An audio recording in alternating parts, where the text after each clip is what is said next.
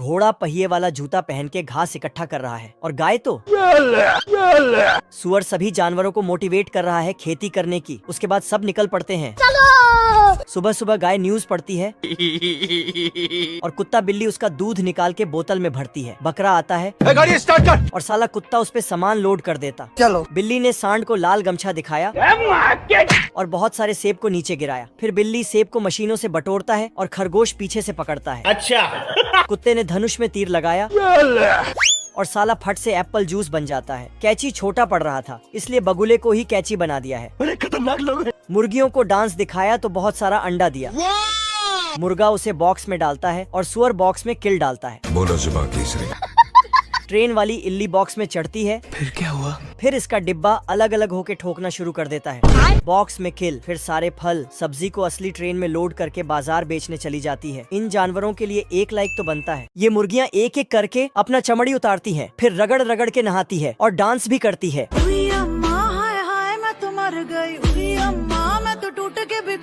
बदक उनको नया चमड़ी वाला कपड़ा पहनाता है। उसके बाद बदक मुर्गियों के लिए जलपान देती है तो मुर्गी उसे खाने लगती है। ये देना। जलपान होने के बाद बदक घर पे चलो। फिर सभी मुर्गियों को वापस घर ले जाने लगता है और रास्ते में थोड़ा बहुत कहानी भी सुनाती है। अच्छा। मुर्गियाँ घर के अंदर आता है तो बदक उनके लिए गाना बजाता है। गाना के साथ साथ फुल जोश में ढोल भी बजाता है। तो मुर्गियाँ खिड़कियों से निकलता है और अनलिमिटेड अंडा देकर दूसरे खिड़की से अंदर जाता है और फिर बाहर आता है। मैं जीजा जी का होटल है। साला बदक जल्दी जल्दी से ढोल बजाता तो मुर्गियाँ भी जल्दी जल्दी अंडा देती हैं। अरे रुक जा। ये मुर्गियाँ तो बहुत ही एडवांस हैं। बतख अंडे को नाप तोल करता है। गजब। फिर बतख मुर्गियों को उनके घोंसले तक पहुँचाती है। तू जान है। उसके बाद बतख सभी अंडों को मार्केट में बेचने चला जाता है। एक गिर जाता तो उसको पकड़ लेता है। ठीक है। बतख अंडा बेचने के लिए अंदर जाता है तो इधर ये साला लोमड़ा घात लगा के बैठा था। अब देख तू। मौका पाते ही मुर्गियों के घर तरफ भागता है और फिर अपना औजार निकाल के घर में छेद करने लगता है। मुर्गियाँ ये सब देखते ही बतख मुर्गियों के आवाज सुनते ही 80 के स्पीड से भागता है। अंदर आके बोलता है कौन है बे? लेकिन बतख दौड़ के आके देखता है कि ये तो छपरी लोमड़ा है। टिकटॉक ये हो। फिर चुपके से आगे आता है और उसके थैले से कुछ निकालता है लेकिन फिर वापस आता है। तभी इसके दिमाग में 1-2 आइडिया आता है। सारी चींटियां मिलके सर्दियों के लिए खाना इकट्ठा कर रहे हैं, गाजर को छोटे टुकड़ों में करके। अच्छा। और मकई के एक एक दाने को उखाड़ के अंदर ले जा रहा है। चलो। पर ये साला टिड्डा वायलिन बजाने में व्यस्त है। रोम रोम भाइयों। वायलिन बजाते बजाते इसको भूख लग जाता है तो पत्ती को तोड़कर खाने लगता है और फूल से पानी पीता है। इधर ये चिट्टी फल के गाड़ी को खींच ही नहीं पा रहा था। टिड्डा इसके पास आकर बोलता है, भाई देखो मैं नहीं जाता कहीं पैसा वैसा कमाने, ना मैं कोई मेहनत करता, मैं बैठा हूँ किस्मत के भरोसे। फिर टिड्डा वायलाइन बजाने लगा और चिट्टी डांस करने लगा। तभी इधर पुंगी बजता है क्योंकि चींटियों की रानी आ रही थी। रानी ने देखा एक चिट्टी नालायक टिड्डे का साथ मिलकर रील बना रहा है। सॉरी। चिट्टी वहाँ से भाग जाता है और अचानक इसके अंदर बाहुबली जैसा ताकत आ जाता है और चुलबुली। किस कलर की चड्डी पहने हो बता दो ना। फिर छोटे लाल ने अपना डर की आंख वाला दवा जूते से बाहर किया। फिर साला रस्सी लाके इसको बांध के खींचने लगा। तभी जाके सुअर के पोटी में गिरता है, नहा धो के आता है और गधे का गियर बदलने लगता है। अब देख तू। फिर गधे को घोड़ा बनाने लगा। इसी बीच गधे को धक्का लगाते हुए इसके ऊपर रखता है, लेकिन जब रस्सी खोला तो गधा नीचे और खुद ऊपर उड़ जाता है। गधा का नींद खुलता है, फिर अपना नाश्ता लेके खाने चला जाता है। रुक जा। तभी साला चिंटू उस पे बैठने के लिए कूदता है और फिर साले को छोड़ूंगा नहीं। चिंटू को पता चला कि गधे को कैसे कंट्रोल करे। इधर गधा पढ़ाई कर रहा था, तभी चिंटू आके मोटिवेशन का डायलॉग मारने लगा। मंजिल को भुलाकर जिया तो क्या जिया? जिससे गधे को अपना असली काम याद आ जाता है। फिर दूसरे गधे को अपने ऊपर बिठा के निकल गया।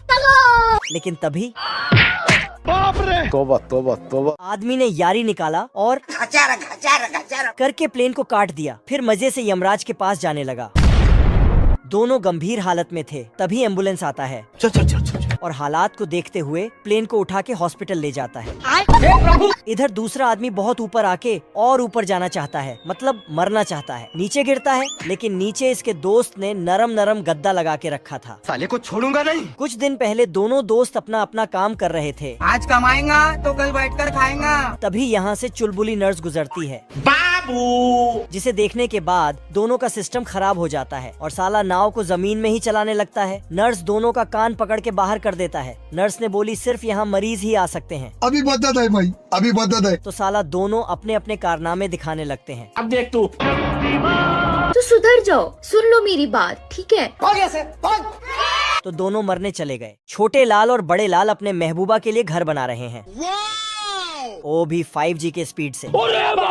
बड़े ने अपना टैलेंट दिखाया तो चुलबुली उस पे लट्टू हो जाती है। अब देख तू। तो छोटे ने भी अपना टैलेंट दिखाया और आंख बंद करके ही सीढ़ी बना देता है। अच्छा। फिर दोनों के बीच झगड़ा शुरू हो जाता है। साले ने सीढ़ी ही साइड कर दिया तो खिड़की से होते हुए नीचे टपक जाता है। साले को छोड़ूंगा नहीं। इसी बीच पानी भी चालू हो जाता है। अब नल पाइप लेके ऊपर जाता है तो साला इसे फिर से नीचे गिरा देता है और इसके चपेट में चुलबुली भी आ जाती है। मेरे साथ अन्याय हुआ है। दोनों अपना अपना काम कर रहे थे, लेकिन गलती से बड़े ने लाइट को पाइप में जोड़ दिया। फिर साले कुत्ते। और उसमें बिजली दे दिया। फिर से चुलबुली। ओ भाई ये क्या है?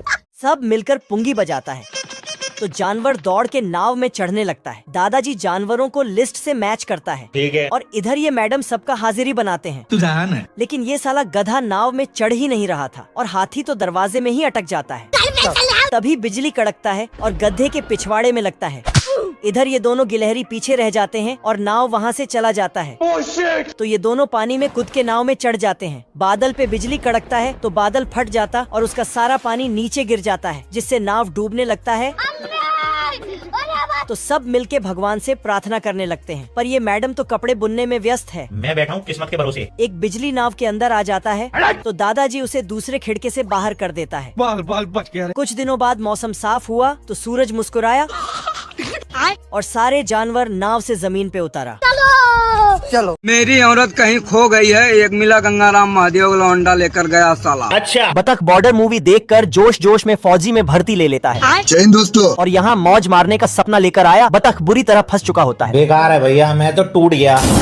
तभी रात में बारिश होते ही ये सामने वाले का बस्ता ओढ़ लेता है। मुझे अपने घर जाना है। ऐसे तो नहीं होता है। ठंड में बतख चल चल कर वनीला आइसक्रीम बन गया होता है। ठाकुर तो गियो। फौजियों की तरह बलिदान देने आया बतख खुद ही निपटने वाला था।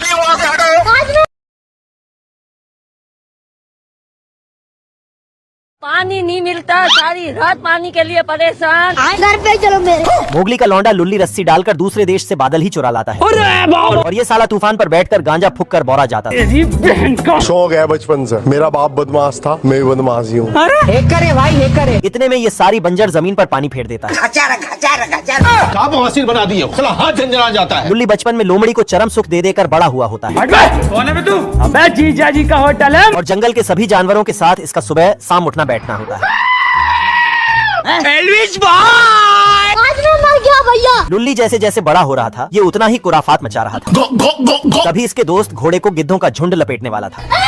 हमको परेशान किया गया। ये देख लुल्ली अपने लुल्ली। ये बतख अपने लिए सस्ता सा हवाई जहाज बना रहा है, लेकिन आटा से।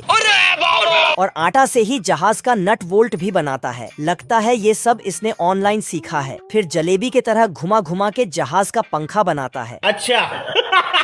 और डांस करते हुए जाता है। फिर उसे पकने के लिए डाल देता है। हम संतोष पागल नहीं। तो जहाज का नट वोल्ट तैयार हो जाता है। उसके बाद बतख ने आटा से एक कंप्लीट जहाज बना दिया, क्योंकि सिर्फ बतख को पता है कि आटा का जहाज है, जहाज को नहीं। टेस्ट फ्लाई करने से पहले अपने लिए आटा का हेलमेट बनाया। फिर फ्लाइंग टेस्ट किया, लेकिन अचानक हवाई जहाज को पता चल जाता है कि मैं आटा का बना हूँ, जिससे स्पीड का कांटा भी टूट के बिखर जाता है। आज मैं मर गया भैया। जहाज को जमीन से टकराने के पहले ही बतख ने संभाल लिया। आलम जानम। तेरी बहन ब्याह करवा का। तभी बारिश